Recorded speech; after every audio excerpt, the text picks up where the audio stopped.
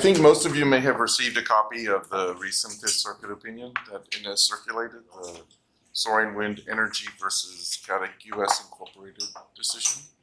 I just thought maybe we could talk a little bit about that decision because it covers really so many different issues, I think.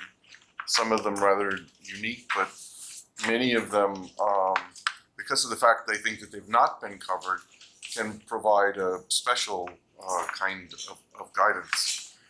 The case actually involved the confirmation of an award between two United States companies. And this took place, an award issued under the administration of the AAA in the United States. And so the first question was, how could the award be confirmed in federal court?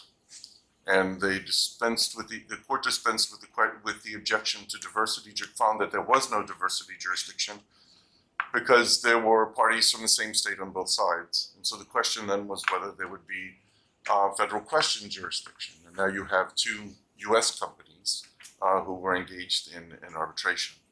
And the question ultimately turned on I think rather infrequently utilized basis for federal question jurisdiction, which is when you have two United States companies, but you have a question of performance substantially in a foreign country. And in this particular case, what the court said, it's not enough. This case involved investment in solar wind farms. And the court said it's not enough that it simply have a connection to a foreign country, but there must be some legal relationship. And it turned out that one of the parties in the LLC agreement, which was the basis of the dispute, basically assumed responsibility for actions of foreign subsidiaries and affiliates located in China. And the court found that that was enough and proceeded to review the question of confirmation of the award under the New York Convention. There are a lot of other rather peculiar questions and issues that come up in the case, one of which was, I think some of you may be familiar with the India-Pakistan Kashmir dispute resolution arrangement, which I think generates a tribunal of 15 arbitrators, if I remember correctly. This generated a tribunal of 9 arbitrators. Effectively, it was an LLC, a dispute among members of an LLC, where there was probably real alignment in two camps, but in fact, the agreement permitted that each party appoint an arbitrator. And so and then there was another mechanism for the appointment of additional arbitrators, and it resulted that there were 9. The party that lost said that really wasn't fair because I think that it came out to be something akin to 1 to 8, or maybe 2 to 7, and they lost. And they said really should be a fundamental question of fairness should be that each side should pick an arbitrator rather than each party. The court looked at the agreement, said that the agreement was the product of negotiation between two sophisticated parties and very good, well-known law firms. That's what they put in the agreement. That's what they were going to get. That's what they got, and the court found that in effect was not a problem. The issue also involved the question of whether or not the decision of the arbitral tribunal to expel the losing party from the LLC constituted a punitive action so as to constitute a power that the arbitrators didn't have, because under the terms of the arbitration agreement, they did not have the ability to award punitive damages. And the court in this case found, in fact, that that was not the case, did not consider that to be a punitive action. I won't take up a lot of time because I'm just at the end, but for those of you who do not have a copy of the opinion, I think that Inez can get it to you because I did send it to her and it may have been sent to some of you.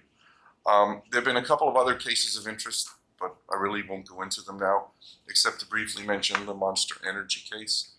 energy drink case, which is actually a domestic arbitration out of the Ninth Circuit, but I think potentially significant. In that case, one of the arbitrators was had an equity position in the administrator of the arbitration. And there was an objection made that, just like you find, for example, in sometimes in FINRA arbitrations, right, where you will have an arbitrator who is consistently picked, for example, by the financial institution, and the consumer is basically going to be a one-off, right? And there won't be another. In this particular case, the argument was that this institution was always used by Monster Energy Drink. And so since the arbitrator had a financial interest, albeit small, in the management of arbitrations generally by this institution, that there might be a question as to whether or not the arbitrator would be biased in terms of executing his responsibilities.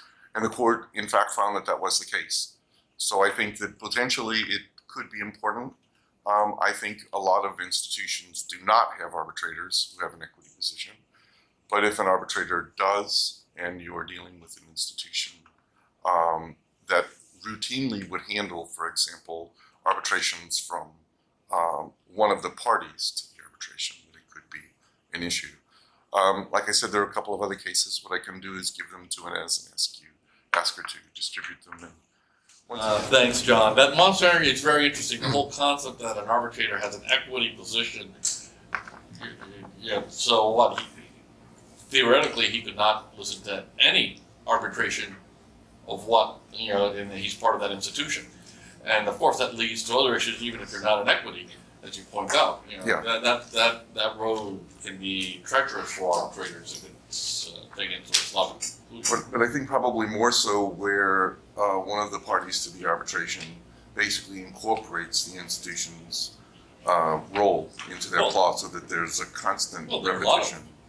There are a lot of countries. Absolutely. Just put the ICC. Absolutely. Just that's your, because you like the scrutiny of awards. Does that make it doubtful?